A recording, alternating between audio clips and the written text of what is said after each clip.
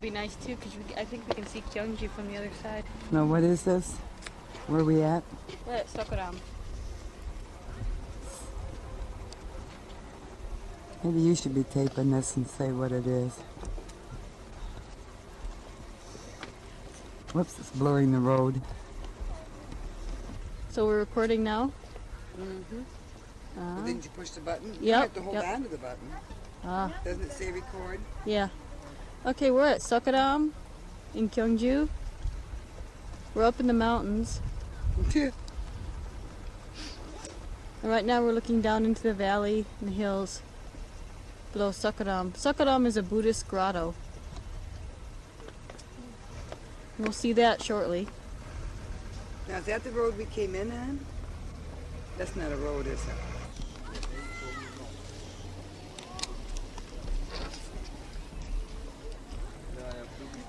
We're still at Sokoram. Now we're looking down into the valley. You can see the small town of Gyeongju.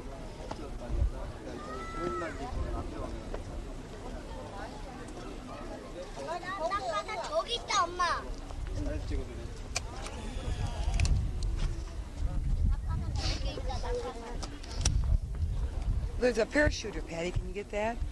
Not a parachute. Yeah. Can you get it? Yep.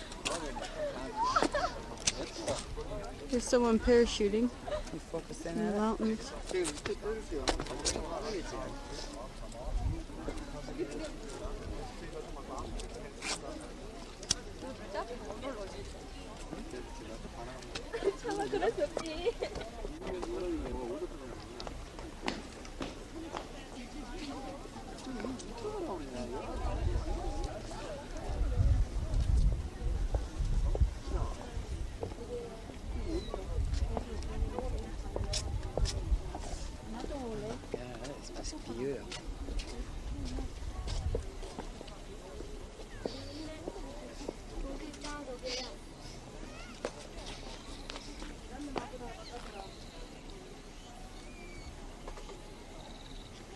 Okay, now we're at Sokoram, the grotto.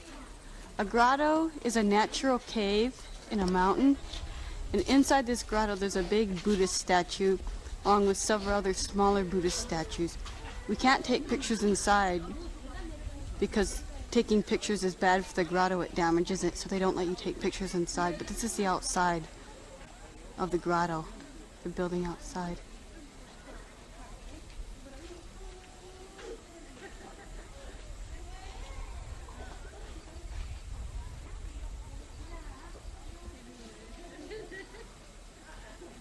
Can you zoom in and get some of that ornate work on that?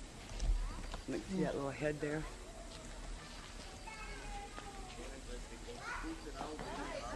And here you can see the roof detail. This is a very traditional Korean style roof.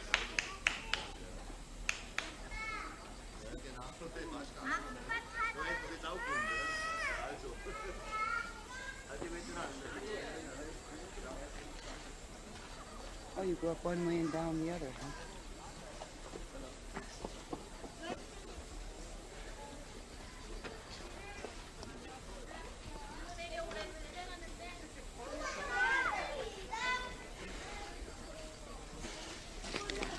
In the background you can see a mineral water font with water from the mountain. It's really delicious and healthful. Explain what you have to do. Well, she washed her hands first. Oh, good. Now you can see this woman. She picks up a small plastic cup and she serves herself from the pool.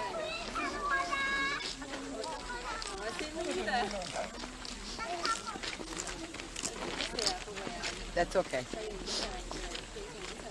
And then over, you can wash your hands here afterward or beforehand. Anyways, now we can see some children having some delicious mineral water. We're still at the grotto, the Sokoram grotto.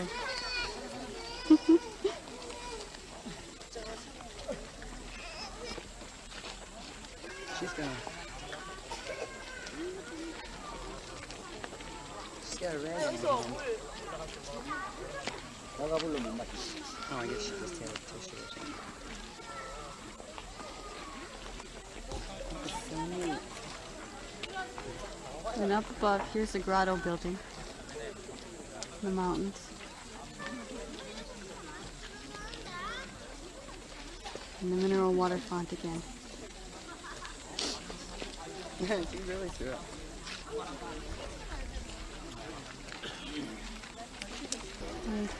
We're still at the Sokodam area. Here's a bell, a big bell that was probably used in Pogoksa Temple, which is near the grotto. You can see the wooden log that they used to ring the bell with. Now you can see the outside of the building where the bell is housed.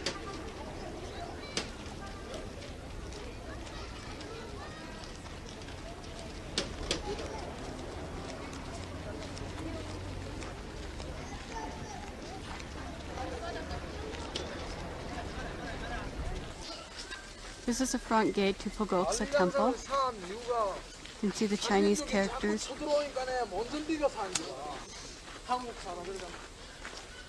Inside there are big statues that we will look at shortly, defenders of the temple.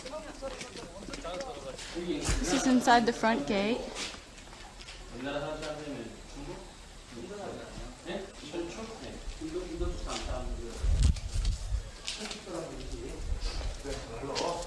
And here we're still inside the front gate, we're looking at the other side.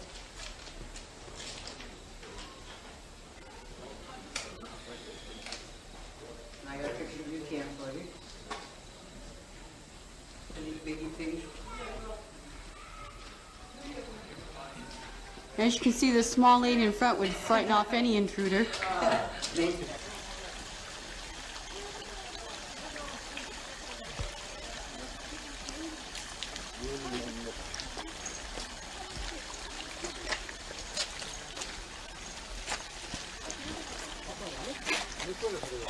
This is Pogoksa Temple.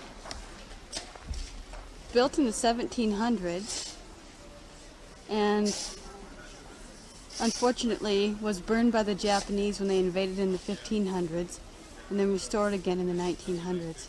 You can see here the very ornate detail given to the steps in the front of the temple. I think it's rather unique to Buddhist temples in Korea.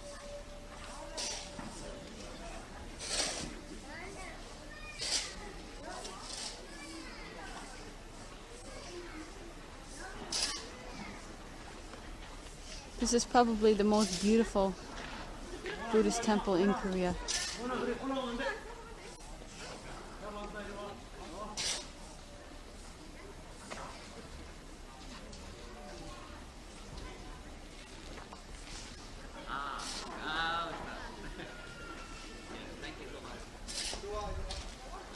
These are the front steps to the temple.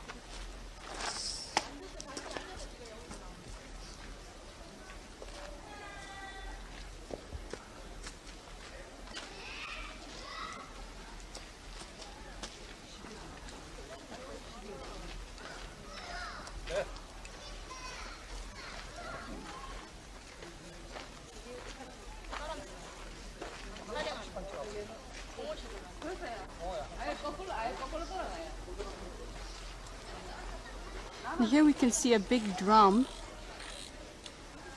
at the front of the temple that is used for ceremonies.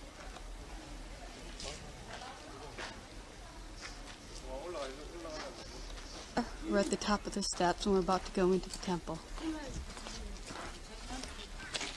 Now we're inside the temple grounds. Here you can see two old pagodas from the Shilla era. The Shilla dynasty ruled Korea from about 600 AD until the 1600s. It ruled for 1,000 years. It was a glorious period in Korean history. Korea was a very advanced country compared with her neighbors, and she enjoyed a lot of peace and prosperity during this period.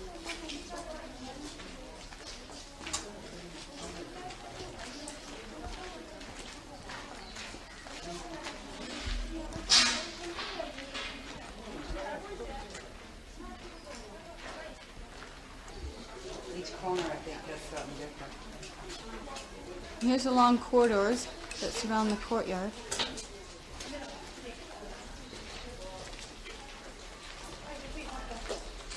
And here, we're going to have a close-up shot of a building inside the temple. You can see a dragon's face at the corner of the building, the lower part of the roof. And you can see some more roof detail. And the Buddhist symbol, which looks similar to a swastika but has a very different meaning over here. It's not a symbol of evil. It's a symbol of God. Here's a drum that I showed you earlier when we were looking at the front of the temple.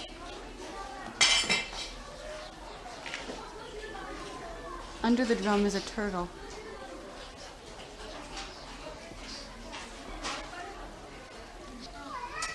And here we are again, still inside the temple grounds. The same pagodas we saw earlier, but a different view. The corridors that line the courtyard. And there she is, the terrible dragon that guards the temple. You talking about me? The big building you see ahead has a big Buddhist statue inside where people go and pray.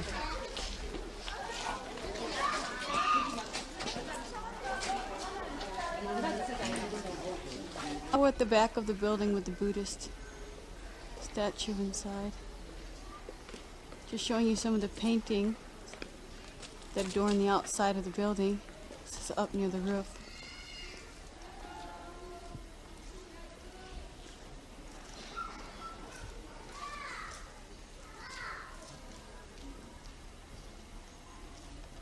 Still, that must be just detailed.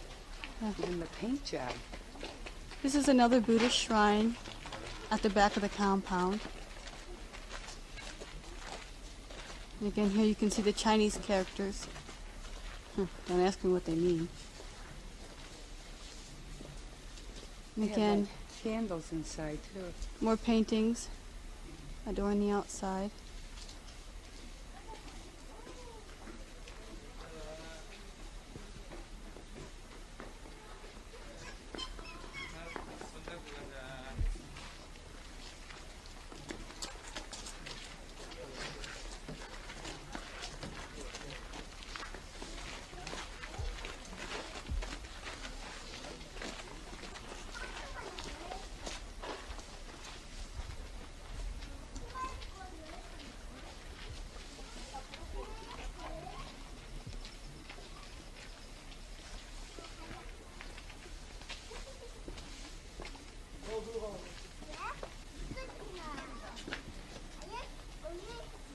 Struggling to get down the stairs.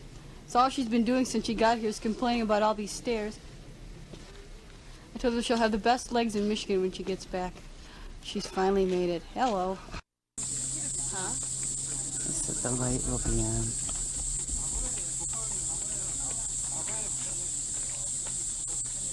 Look there. And I don't want to follow him. Okay, now follow me.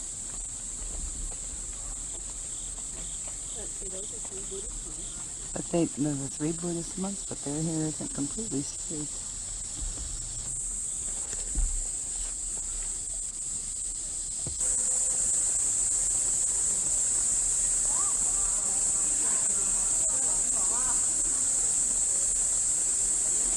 I don't know if you can see them,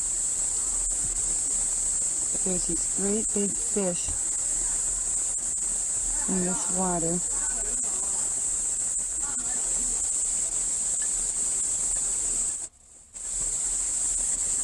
And like they are huge. Some are orange, some are white. They are like really big. There's a big black one. Sure wish I had my fishing pole at the something temple. I can't remember the name of it. Patti would know. And now you can see some of them.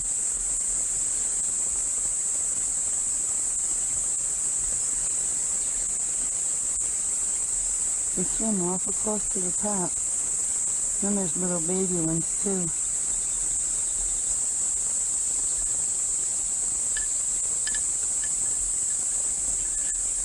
There's a great big orange one.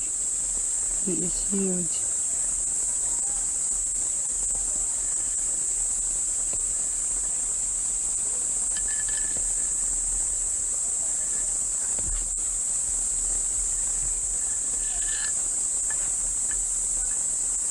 This is an overall view of the pond where those fish are at.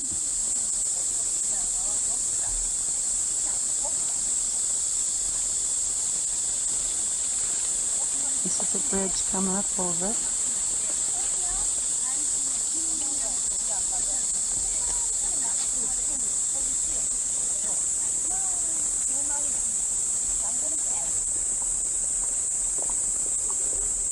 More of those big fish.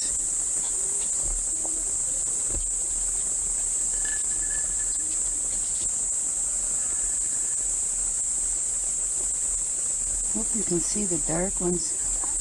There's a lot of dark ones out of the bridge. It's like a waterfall that comes down off the rocks. Probably can hear it.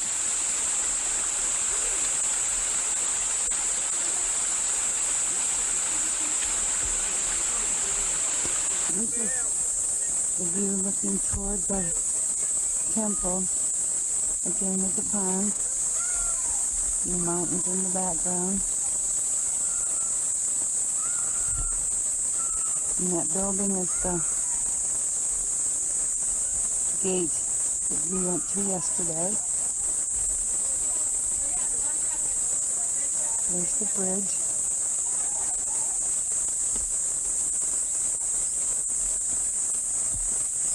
And the gorgeous mountains in the background.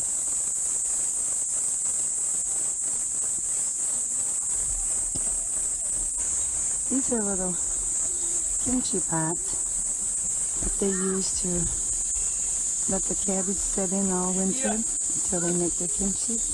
But you find them all along the pathway, and really what they're used here for is trash, cigarette butts. But they're called kimchi pots. Okay, this is just another view of the mountain before I go down the walk from the temple. Very beautiful. Very, very pretty.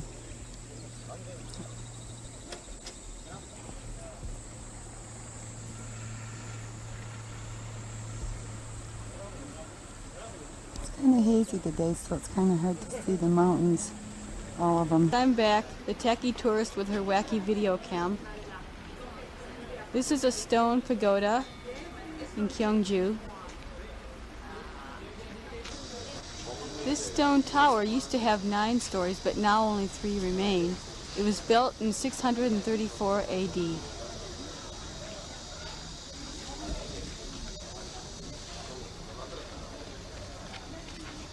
You can see the statues, the carvings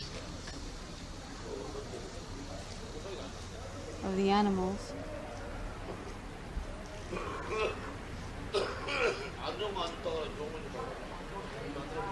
And there are 4 entrances to the tower, 1 on each side. That's what I should have done. Let's just write things down, and that's what I should have done. You're going to have to help me remember all this.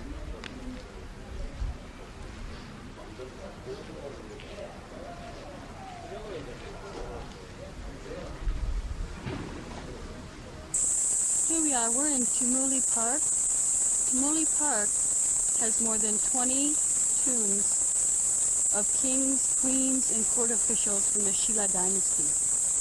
And here we're approaching the tomb of King Myo. You can see this is the gate for his tomb. That red and blue mark is called Taeguk. It's a symbol of Korea. And then if you look in the background, I guess there's a tree in the way. Yeah, you can barely see the large tomb which holds the king. We'll go up and have a closer look. Here's a closer look at the tomb.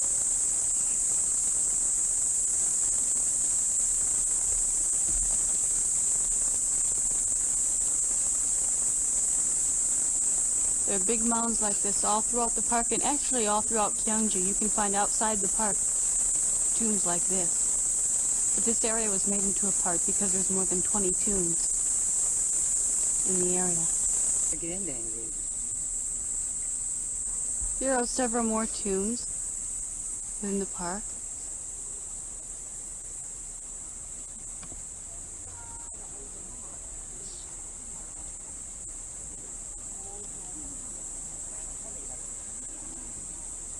And as you can see, they're quite large.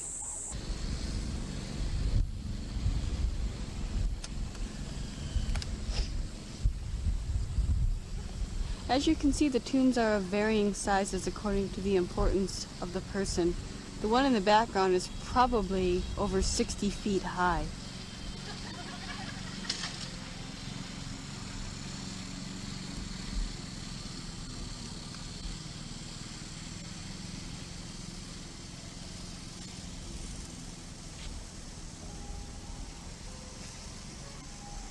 Look, there's another terrible dragon guarding the tombs. You don't have to do that. Oh, the tacky, wacky, tacky tourists are having so much fun here. Can't tell you. Here's a shot of a double mound, which probably holds a king and a queen. And here's another double mound. One mound is significantly smaller than the other. Possibly mother and child, father and child. The double mount ain't what? Forget that huge. As you can imagine, it's a lot of work to keep these mounds well trimmed and mowed and taken care of. And here are the women that do this every day, work on the grass in the park. As you can see, they wear a cloth covering over their heads to protect it from the sun.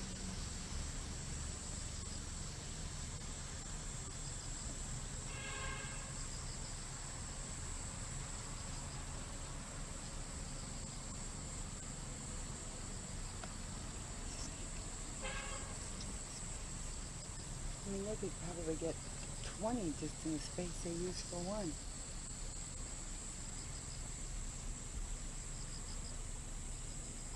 Chonmachong, or Heavenly Horse Tomb. It was built in the 5th or 6th century AD, and it is the only tomb in the park that is cut open to reveal the inside, which houses a square wooden burial chamber. The tomb is about 30 feet high and about 450 feet in circumference.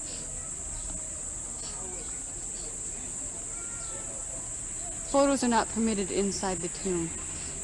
Oh, they're not. Yes.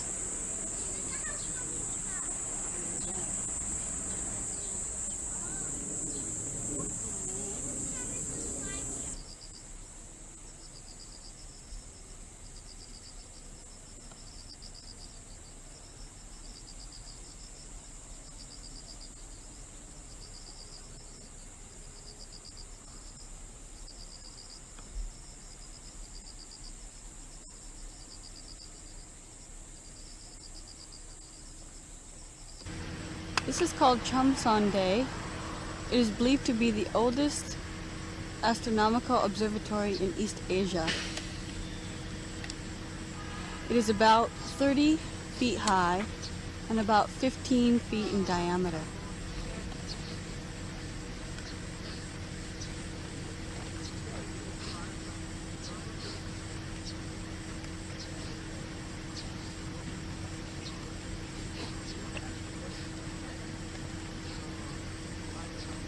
There is some dispute about its purpose. Some people believe that it's not actually an observatory, but it was some kind of a Buddhist altar.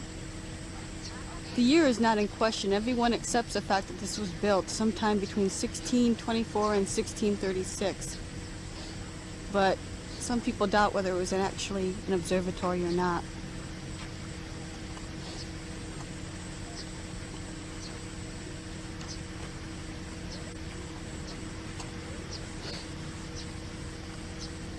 This is Anapchi Pond. This was the site of a great royal palace during the Shilla dynasty. The original palace was constructed around 694 AD, shortly after the unification of the three kingdoms into one country, Korea. As you can see, there are only 3 buildings now. These were reconstructed sometime in the 1900s.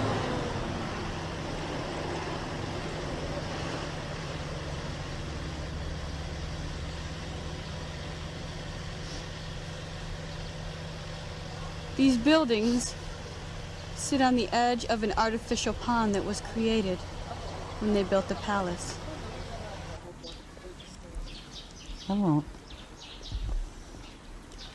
This is a close-up of one of the buildings. And in it you can see one of the girls in the traditional dress that they wear. Very, very pretty. I'm doing this for you, John.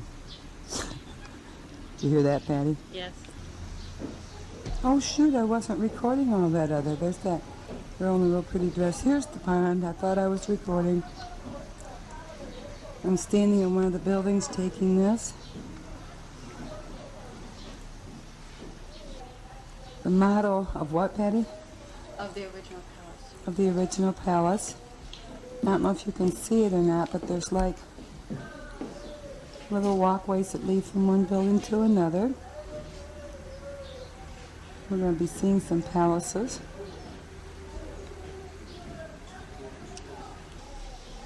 Oops, I'm going the wrong way.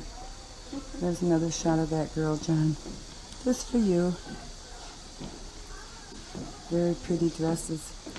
Don't see a lot of them, but you see some.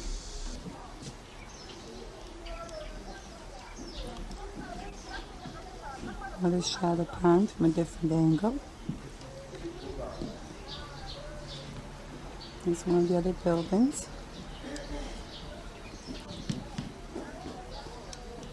It's another shot of that. It's inside a glass, but it's a replica of what the... Is it castles, Patty? Palace. Palaces. I'm sorry, it's not palaces I saw in Canada, it's castles. Very, very pretty. Doesn't look pretty in black and white, but... Right now we're at an Apchi pond. This is an abalone-shaped small pond that was used in ceremonies. Now it's dry. Mother was duly impressed when she saw this place. She said, "Is this all there is? Not much to look at." She's right though. There used to be a marvelous palace here, but there's nothing left other than this man-made stone waterway. There's no water. With no water, as she said. This spot marks the end of the Shilla dynasty. It was here that the last Shilla king committed suicide after an invading army attacked the palace.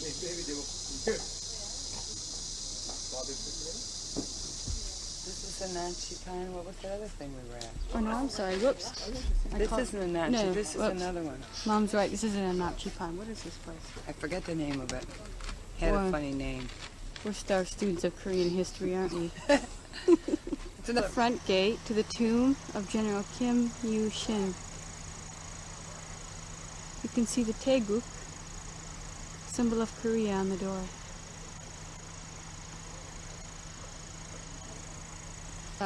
We're at the tomb of General Kim Il-sung.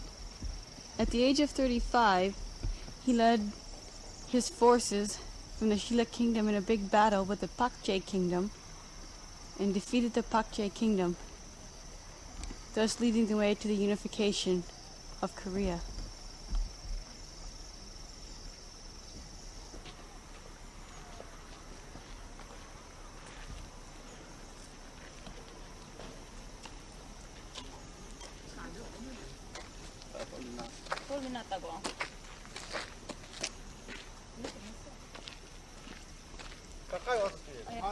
At the lower part of the tomb, there are 12 zodiac figures from the Oriental zodiac.